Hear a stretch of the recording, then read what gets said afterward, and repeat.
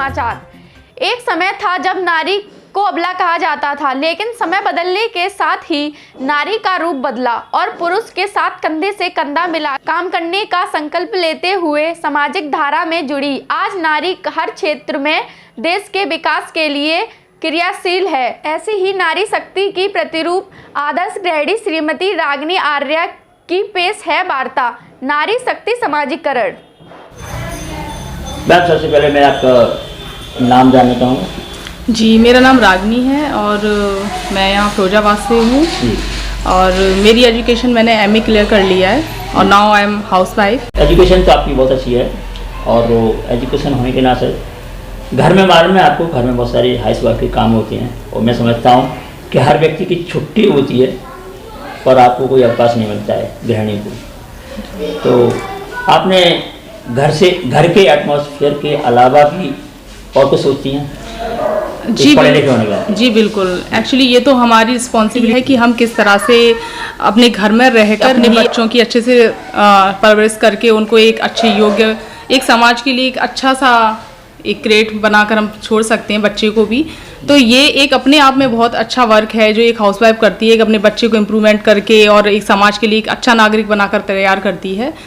Then है कि हर नारी जो है इसका तो या कर्तव्य कहना चाहिए या एक उस पे तौर पे मतलब परिवार को समाज की सुधारना। इसके अलावा भी अब एक पढ़ी लिखी नारी के लिए, पढ़ी लिखी महिला के लिए एक सामाजिक परिवेश जो होता है उसके बारे में इंटरेस्ट रखती है क्योंकि उसने जितनी एजुकेशन ली है उसका फ़ायदा उठे। जी, तो सामाजिक परिवेश के बारे में आप क्या सोचती हैं?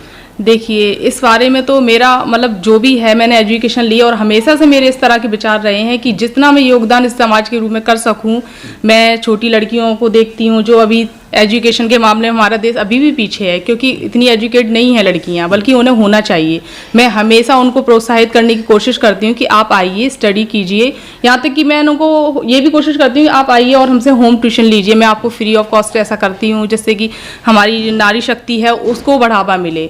आज के देश में हमने देखा है कि नारियां कितनी पीछे हैं और उनके संग जो हो रहे अत्याचार हैं उनके लिए अगर हम जैसी महिलाओं को ही दबा दिया जाए या हम लोग नहीं आएंगे आगे तो उनका कोई फ्यूचर नहीं है। तो देन मैं तो पूरे इस तरह से कोशिश यही रहती है कि जितना योगदान मैं सामाजिक रूप से कर सकूं। नारी शक्ति की आपने बात की है तो थोड़ा सा एक प्रश्न और है जी कि आज ये जो हमारे मुख्यमंत्री माननीय योगी जी ने जी जो नारी शक्ति मिशन जो स्टार्ट किया है तो ये ज़रूरत क्यों हुई?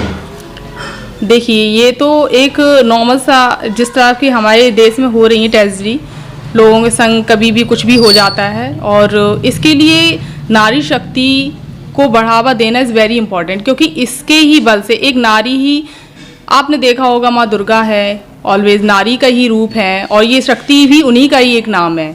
तो इसलिए नारी शक्ति को बढ़ावा दिया क्योंकि है ना, उनको ऐसा लगता है कि नारी शक्ति आगे बढ़कर आकर और हमारे देश में वो योगदान कर सकती है जो शायद किसी और से इतना नहीं हो सकता है। तो आपके कहने का मतलब ये है कि नारी शक्ति में बहुत दम है, बहुत ताकत है। एक्चुअली आप देख रहे हैं कि हमेशा से हर प्रजाति में जाइए, कहीं भी जाइए, फीमेल सबसे आगे ही रही है। भले ही अब उसको कहीं भी ले जाके दबा दिया जाए कुछ भी है, लेकिन ऐसा नहीं है, फीमेल्स आज भी आगे हैं और ये सब हो इसलिए रहा है कि जो पुरुष समाज है और कुछ ऐसे भी लोग हैं जो उनको प्रोत्साहित कर रहे हैं, उनको आगे बढ़ने के लिए बोल रहे हैं। तो मैं उनको भी बहुत थैंक यू बोलना चाहूँगी। आज जो है मैं समझता हूँ कि आज महिलाओं के लिए एक बढ़ने के अवसर हैं जी और हर क्षेत्र में बढ़ रही हैं जी बिल्कुल, पुरुषों के सहयोग से। जी बिल्कुल, ये आपसी सामंजस्य से जी बिल्कुल, आपस के सामंजस्य से ये संभव हो सकता है। तो इसमें जो है आजकल जो बच्चों के साथ जो अनैतिक अत्याचार जो हो रहे हैं और ये कहाँ तक आप इस समय कह सकते हैं? देखिए, मैं तो इस बारे में बस यही कहना चाहूँगी कि एक प्रशिक्षण जिससे हम कह सकते हैं सिविल डिफेंस, अपने आप में इस बच्चे को एक इस तरह से विकसित करना कि वो अपनी चीज़ों के लिए लड़ सके। दूसरी ऐसी है ना, उनको पूरी नॉलेज होनी चाहिए कि कहाँ किस तरह से जाना है, कहाँ किस तरह से रिएक्ट करना है। लोगों के फेस रीडिंग होनी चाहिए कि मतलब इस बंदा सही नहीं है, तो अपना प्रोटेक्शन बच्चों को खुद को नॉलेज होनी चाहिए। और जब हम खुद इस चीज़ को लेके बहुत एक्टिव होते हैं तो हम बहुत सारी चीज़ों को देख सकते हैं। तो हमें बच्चों को ये हमेशा सिखाते रहना चाहिए, बेटा इस तरह का समाज है, हमें किस तरह से अलर्ट रहना है, पुलिस भी हमारे लिए है तो हमें किस तरह से उसका यूज़ कर सकते हैं। तो बस यही मैं उनसे कहना चाहूँगी, एक एजुकेशन जो है वो इस तरह से भी दी जानी चाहिए बच्चों को, जिसको हम कह सकते हैं सिविल डिफेंस। नई शिक्षा नीति आई है, इसमें भी कुछ जी। ऐसा कुछ सुना है? हाँ जी, इस तरह की मैंने वैसे तो ये एजुकेशन के मामले में तो ये बहुत टाइम से चल रहा है, क्योंकि जब मैं भी थी ना तब मैंने भी सिविल डिफेंस वगैरह कुछ किया था, जिसमें मतलब महिलाओं को, बच्चों को ये सिखाया गया था किस तरह से आप अपने आप को प्रोटेक्ट कर सकते हैं बाई चांस अगर ऐसा हो जाता है। ये जो सर्कमस्टेंसेस है कि आप कभी भी किस तरह से परिस्थितियों में फंस सकते हैं, लेकिन ये तो आप पर डिपेंड करता है कि आप किस तरह से बच सकते हैं, और ये सारी चीज़ें होती है एजुकेशन। और दूसरी बात ये कि सामाजिक संस्थाएँ जिनको आगे आकर बच्चों को ये सिविल डिफेंस और जो बाकी एनसीसी वगैरह जो बाकी सारी इस तरह की चीज़ें हैं, एरिया वाइज ये सारी चीज़ें लगानी चाहिए, कैंप लगाने चाहिए, जिससे बच्चों को सिखाया जाए, उनको प्रशिक्षित किया जाए। इससे क्या होगा कि बच्चों के अंदर जो कॉन्फिडेंस है वो बिल्डअप होगा, है ना। एक हर बच्चा जब कॉन्फिडेंट होगा इस चीज़ को लेके तो क्राइम तो अल्टीमेटली कम होगा, और फिर उसके अकॉर्डिंग फिर है ना बहुत सारी चीज़ें ऐसी हैं कि है ना हमें प्रॉपर नॉलेज होनी चाहिए कि किस तरह से हमारे पुलिस है और किस तरह से गवर्नमेंट्स की हमारे लिए योजनाएं हैं जो हम उनका यूज़ करके, हेल्पलाइंस हैं जिनको मतलब हमेशा जो हमारे लिए हेल्प के लिए हैं, वो सारी नॉलेज देनी चाहिए। तो ये सारी चीज़ें मैं मानती हूँ कि, और सबसे ज़्यादा मैं सोशल वर्कर्स के लिए बोलना चाहूँगी कि प्लीज़ आप आइए, ये बहुत इंपॉर्टेंट चीज़ है कि आप अपने ये छोटे छोटे बच्चे हैं, ये गर्ल्स हैं, ये इनको बहुत ज़्यादा ज़रूरत है आप जैसे लोगों की, और आप लोग अगर आके इससे प्रशिक्षित करते हैं ना तो मैं तो इससे अच्छा कुछ मानती हूँ। और फिर जिस तरह मैं बस यही बोलूँगी, और हर जगह अगर मैं जैसे लोग योगदान करना चाहते हैं और हमें इस तरह का मौका मिले तो वो सारी नॉलेज देनी चाहिए।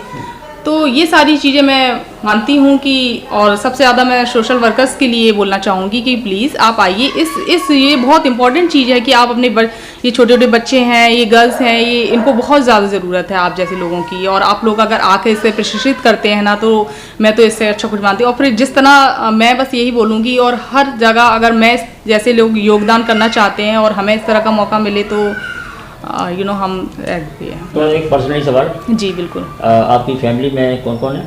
जी मेरे हस्बैंड हैं, मेरे लॉस हैं, मेरे सास ससुर यानी कि मेरे देवर हैं, मेरी जेठ जेठानी हैं, उनकी पूरी फैमिली है, मेरे हस्बैंड, 2 बेटे हैं मेरे। मैम से हमने बहुत सारी बात की, खासकर नारी शक्ति के ऊपर। अब पुरुष शक्ति की बात आती है, ये देखिए हमारे जो अपराध हो रहे हैं, हम नारी शक्ति की बात कर रहे हैं, आपका क्या सोचना है? अपराधों को कैसे कम किया जा सकता है? देखिएगा, अपराध तो जो है क्या नाम है, कोई भी हो अपराध तो उसके पीछे जो है क्या नाम है विकृत लोगों की सोच और कुछ ऐसे आयातित लोग होते हैं जो अपराध करते हैं। और मैं तो यही कहूँगा कि लोगों को जागरूक होना चाहिए, चाहे वो लेडीज हो और चाहे जेंट्स हो, अपराध किसी के भी साथ हो सकता है। आजकल मर्डर वगैरह, रेप आजकल हो रही है, जागरूक होकर जो है क्या नाम है खुद उसका बचाव करें। नारी शक्ति है जो खुद मतलब सेल्फ डिफेंस होकर जो है क्या नाम है उसका अपना बचाव कर सकती हैं वो।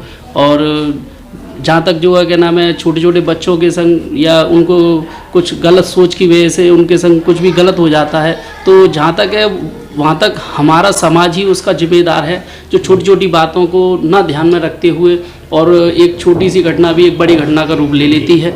तो हमें तो यही सोचना चाहिए कि हर छोटी छोटी घटना को मतलब जो एक नज़र से देखना चाहिए, उस पर ध्यान देना चाहिए कि वो आगे चल के कोई दिक्कत या परेशानी ना हो बाद में। मैं इस चीज़ को बढ़ावा देना चाहूँगा कि बच्चों को अपना सेल्फ डिफेंस और खुद ये सब चीज़ें एक्टिविटी रहनी चाहिए जो है, जिससे कि वो उनकी मजबूती और एक कॉन्फिडेंस अपना एक अलग होता है।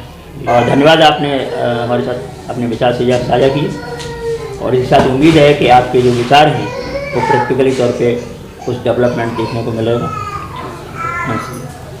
इसी के साथ देखते रहिए, जुड़े रहिए बेस्ट इंडिया न्यूज़। जय हिंद, जय भारत।